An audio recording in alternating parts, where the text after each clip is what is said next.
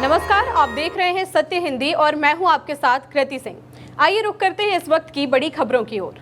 सतारा rape suicide case पर कांग्रेस नेता राहुल गांधी ने आवाज उठाते हुए एक्स पर लिखा, महाराष्ट्र के सतारा में बलात्कार और उत्पीड़न से तंग आकर डॉक्टर संपदा मुंडे की आत्महत्या किसी भी सभ्य समाज की अंतरात्मा को झकझोर देने वाली त्रासदी है।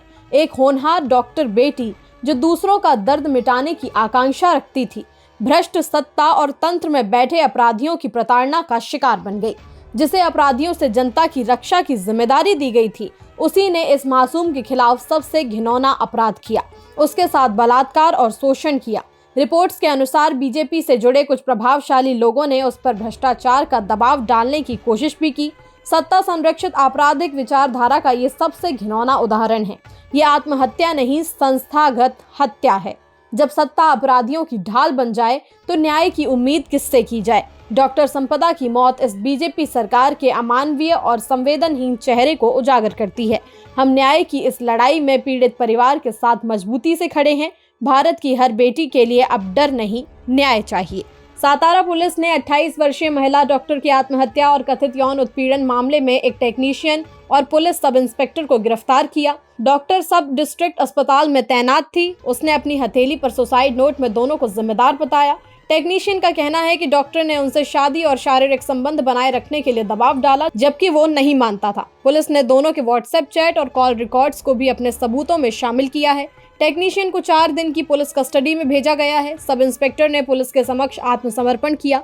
पुलिस मामले की गहराई से जांच कर रही है और ये पता लगाने की कोशिश कर रही है कि कहीं कोई ब्लैकमेल या अन्य दबाव तो नहीं था। कांग्रेस ने रविवार को कहा कि भारत में वायु प्रदूषण अब सिर्फ सांस की बीमारी नहीं, बल्कि हमारे मस्तिष्क और शरीर पर भी हमला कर रहा है। पूर्व पर्यावरण मंत्री जयराम रमेश ने बताया कि 2023 में देश में लगभग 20 लाख मौतें वायु प्रदूषण से जुड़ी थीं, जिसमें अधिकांश गैर संक्रामक रोग जैसे हृदय रोग, फेफड़ों का कैंसर, डायबिटीज और डेमेंशिया शामिल है। उन्होंने कहा कि PM2.5 का स्तर WHO मानकों से 8 गुना अधिक है और देश में हर जगह कोई जहरीली हवा में सांस ले रहा है। रमेश ने राष्ट्रीय स्वच्छ वायु कार्यक्रम यानी कि NCAP में बदलाव और national ambient air quality standards को अपडेट करने की मांग की। उन्होंने इसे सार्वजनिक स्वास्थ्य और राष्ट्रीय सुरक्षा के लिए गंभीर खतरा बताया। आंध्र प्रदेश कुर्नूल में हैदराबाद बेंगलुरु बस हादसे में 21 लोगों की मौत हो गई। प्रारंभिक जांच में पता चला कि बस की 12 kV बैटरी और 234 मोबाइल फोन की कंसाइनमेंट आग फैलने में बड़ी भूमिका निभाई।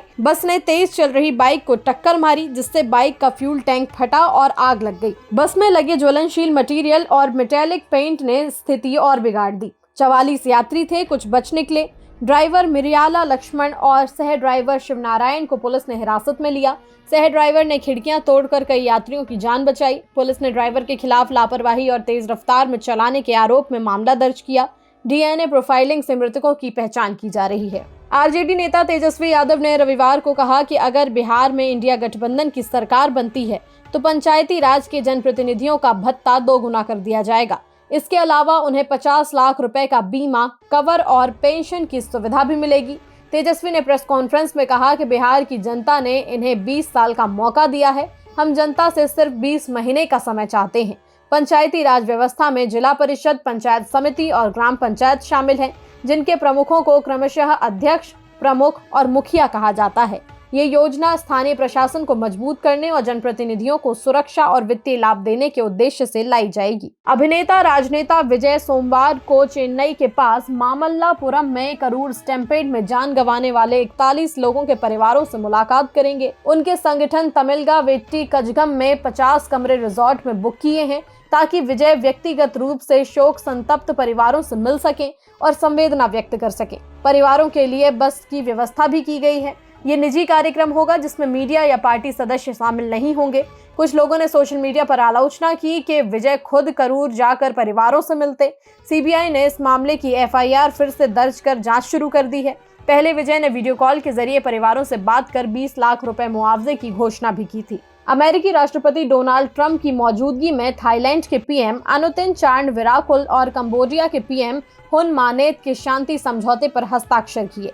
ट्रंप ने कहा कि जुलाई में हुए संघर्ष के बाद उनके प्रशासन ने बातचीत पर विवाद को रोक दिया। समझौते के बाद अमेरिका ने दोनों देशों को व्यापार के समझौते के दस्तावेज भी सौंपे।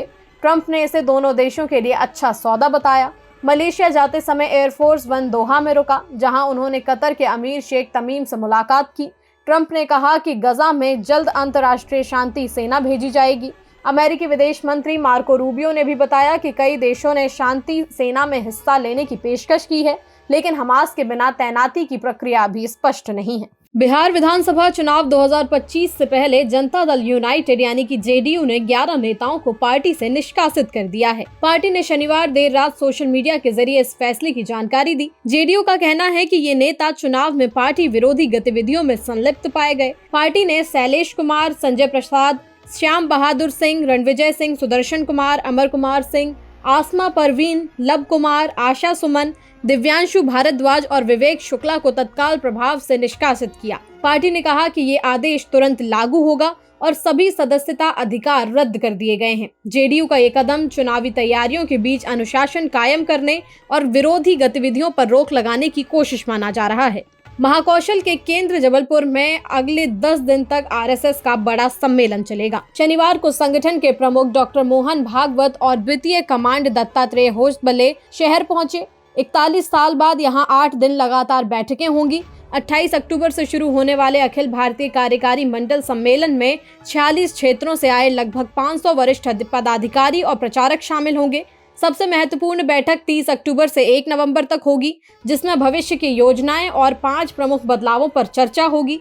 सम्मेलन की शुरुआत 28 अक्टूबर को होगी। अगले दिन क्षेत्रीय पदाधिकारियों और प्रचारकों प्रमुखों के साथ संवाद होगा। राज्य के मुख्यमंत्री मोहन यादव और कई मंत्री भी सम्मेलन में भाग लेने जबलपुर जाएंगे। ये सम्मेलन आरएसएस के 100 साल पूरे होने के बाद के कार्यक्रम का अहम हिस्सा माना जा रहा है। अमेरिकी राष्ट्रपति डोनाल्ड ट्रंप ने कहा कि भारत रूस से तेल का आयात पूरी तरह बंद करने वाला है। ट्रंप ने शनिवार को एयरफोर्स वन पर पत्रकारों से कहा कि चीन ने रूस से तेल आयात घटाया है और भारत भी पूरी तरह कटौती कर रहा है। उन्होंने अमेरिका द्वारा रूस की तेल कंपनियों रोजनेफ्ट और लुकोइल पर लगाए गए नए प्रतिबंधों का जिक्र किया।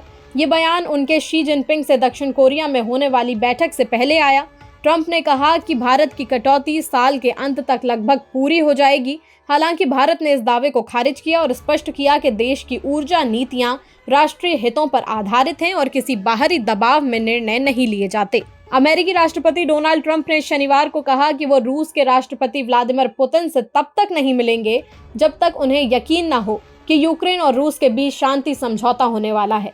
पहले ये खबर आई थी कि ट्रंप बुडापेस्ट में पुतिन से मिलेंगे, लेकिन ये मुलाकात नहीं हो पाई। एयरफोर्स वन पर मीडिया से बातचीत करते हुए ट्रंप ने कहा कि मुझे ये जानना होगा कि हम कोई समझौता करने जा रहे हैं। मैं अपना समय बर्बाद नहीं करूंगा। उन्होंने कहा कि उनका पुतिन के साथ हमेशा से अच्छा रिश्ता रहा है, लेकिन इस बार ये बहुत ही निराशाजनक रहा। ट्रंप और पुतिन की आखिरी मुलाकात 15 अगस्त को अलास्का में हुई थी, जिसे दोनों पक्षों ने यूक्रेन युद्ध खत्म करने के लिए उत्पादक बताया था। अमेरिकी राष्ट्रपति डोनाल्ड ट्रंप ने कनाडाई सामान पर 10% अतिरिक्त टैरिफ लगाने का ऐलान किया है। दरअसल कनाडा के ओंटारियो प्रांत में चल रहे एक टीवी विज्ञापन ने ट्रंप को नाराज कर दिया। इस विज्ञापन में पूर्व अमेरिकी राष्ट्रपति रोनाल्ड रीगन के बयान का इस्तेमाल कर टैरिफ नीतियों की आलोचना की गई थी। विज्ञापन वर्ल्ड सीरीज मैच के दौरान प्रसारित हुआ था।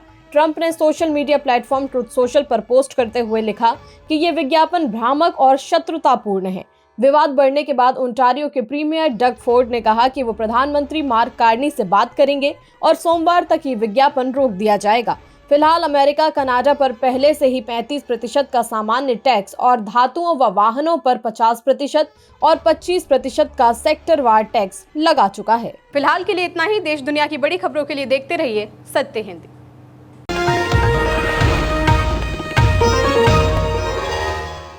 Copyright disclaimer under Section 107 of the Copyright Act 1976. Allowance is made for fair use for purposes such as criticism, comment, news reporting, scholarship, and research. Fair use is a use permitted by copyright statute that might otherwise be infringing.